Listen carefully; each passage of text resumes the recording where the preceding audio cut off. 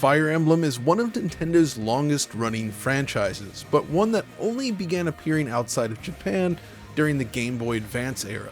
Since then, impressively, the series has managed to gain popularity around the world, with its first mainline entry on Nintendo Switch, Three Houses, quickly becoming the best-selling game in the entire series.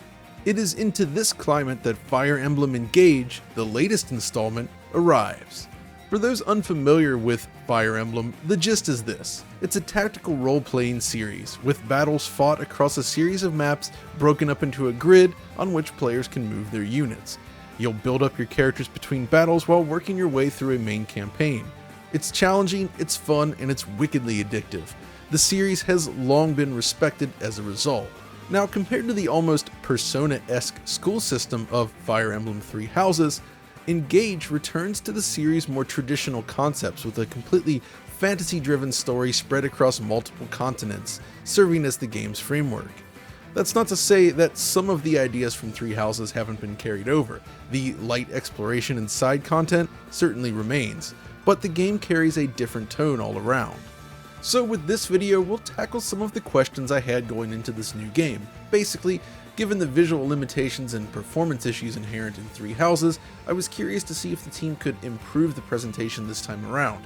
Keep in mind that at the moment we're still in the preview phase, meaning we can only show up to Chapter 8, but there's plenty for Digital Foundry coverage, so this should still give you a good idea of what to expect when it releases.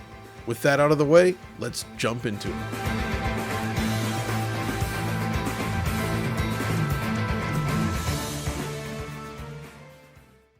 There's little doubt that Fire Emblem Three Houses was a huge success for Nintendo. Its blending of daily life with Fire Emblem strategy works beautifully, but for everything it did well, I always felt that it was a disappointment visually compared to prior entries. A muted color scheme, basic background design devoid of lighting, and thin aliased edges on characters are just some of the problems the game faces. It's not an especially good looking game when you get right down to it, which is a disappointment given that it was the Switch's first entry. The thing is, Intelligent Systems has produced some beautiful looking games on Switch. Paper Mario, the Origami King for instance, uses fantastic baked global illumination, beautifully detailed worlds, and expressive characters. It's one of the best looking games on Nintendo Switch, demonstrating the potential within the studio to dazzle players. So how does Fire Emblem Engage fare?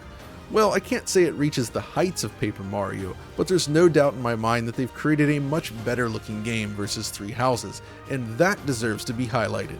So when looking at the structure of a Fire Emblem game, there's several different scenarios which the engine itself must handle. The 3D strategy sections, which make up the bulk of the game, the dialogue sequences, the major cutscenes, and the exploration segments. So how does Engage fare? Well, firstly, character rendering is a huge step up. Designs were handled by popular artist Mika Picasso, who is widely known for her bold use of contrasting colors in her character work. While the art style may not resonate with everyone, the technical implementation is a marked improvement over Three Houses. Thicker, cleaner strokes outline characters, while flat colors and more subtle flourishes help tie everything together. They're cleaner, bolder, and just work better all around. Environments too have been improved, both in battle and during exploration. The ugly, low-resolution textures and flat lighting of the prior game gives way to something that at least feels somewhat more visually attractive. No technical boundaries are being pushed, mind you, but the overall asset quality and presentation of those assets has improved a lot. The other major improvement, though, is found in image quality. Three Houses notoriously uses zero anti-aliasing. It's just a mess of raw pixels all day long, resulting in an exceptionally noisy image. Anyone that's played the game will be familiar with the image quality issues.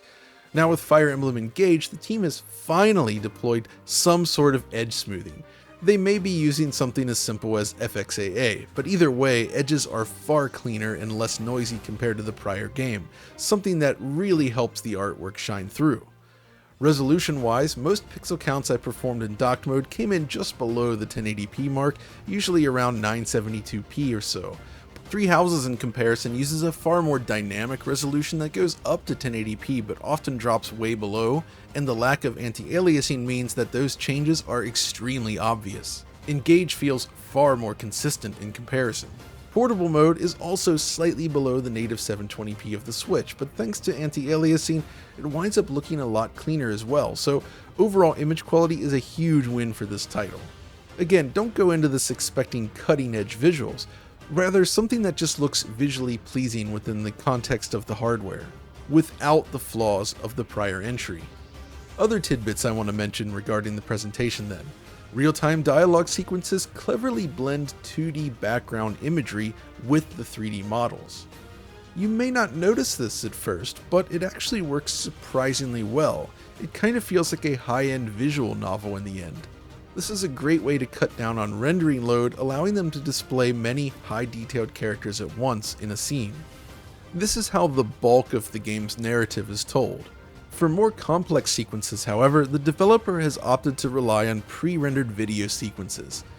This, I feel, is a slight letdown. It would have been nice to see what was possible in real time, but the real issue here is that there is, of course, visible macro blocking and compression artifacts. It's almost impossible to avoid this, especially on Switch, where storage space comes at a premium. Now, it's better than many other Switch titles in this regard, but ultimately not my preferred method for cutscene presentation.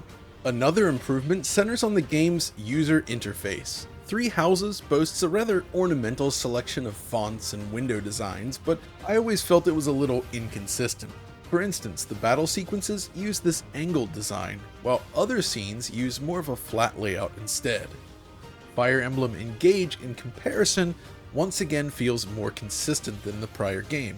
The design is more uniform, and it utilizes a shared aesthetic across all situations within the game. Okay, so maybe I've been a little bit overly harsh on Three Houses at this point. It is a fantastic game after all, but keep in mind that I'm only referring to the game's presentation here. It simply never looks very good, which is not the case with Engage, which overall is a huge step in the right direction, and probably the nicest looking Fire Emblem game to date.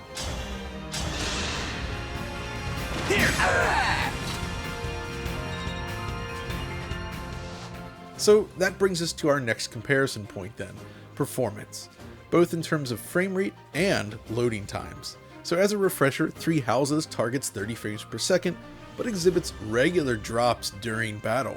Since it's a tactical game, these have no real impact on gameplay, but it does rob the experience of a certain fluidity, that's for sure. This is just one example, but the frame rate can dip in other areas throughout the game. The performance issues combined with poor image quality doesn't do the game any favors, that's for sure. So how about Engage? Well, the target frame rate remains exactly the same, it's still just 30 frames per second. However, it's more stable overall. Animation sequences, exploration, and map navigation all play out more consistently, with only these occasional frame rate spikes appearing from time to time. That said, there is one area where the game exhibits noticeable hiccups, the transition point between the map and the battle scenes. Now this is an awesome feature that was also present in Three Houses that allows the game to seamlessly zoom from the tactical view down into the combat view.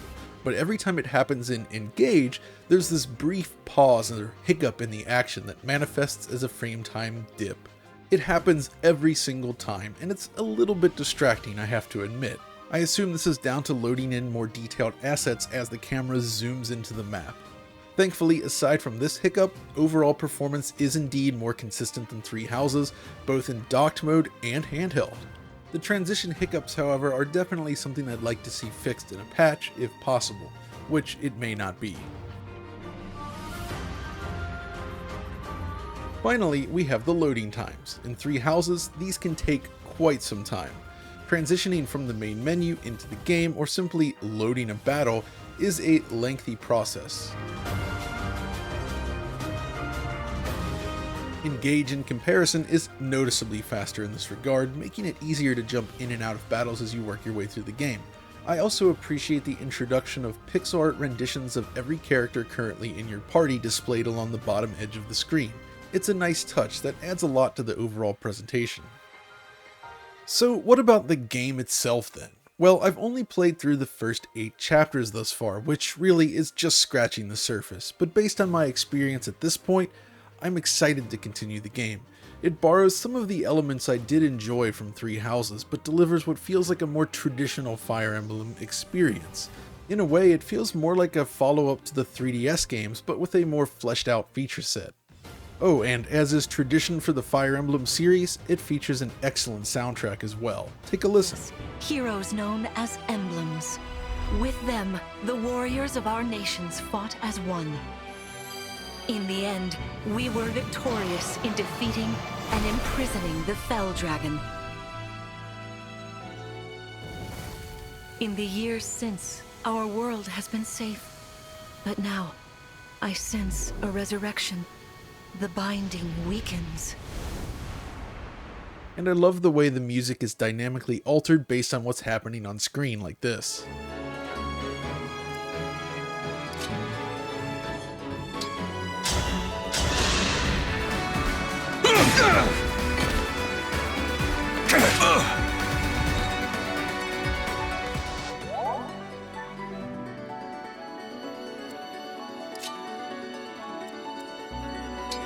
So yeah, overall then, I'm happy with the technical improvements made over the prior Fire Emblem game. It looks and feels a lot better than the excellent but homely Three Houses, while solving many of its performance woes, including the somewhat lengthy loading times. As I noted earlier though, it's not a technical masterpiece by any stretch of the imagination, but instead it's an example of a game that feels perfectly at home on the Switch. Given that we're still in that pre-release time period though, it's entirely possible that these minor hiccups I mentioned might even be corrected by launch. I'll be sure to let you know once the game becomes available for everyone. Until then though, thanks for watching, and if you enjoyed this video, be sure to let us know. Like, subscribe, ring the notification bell, and come find us on Twitter. We'll see you next time.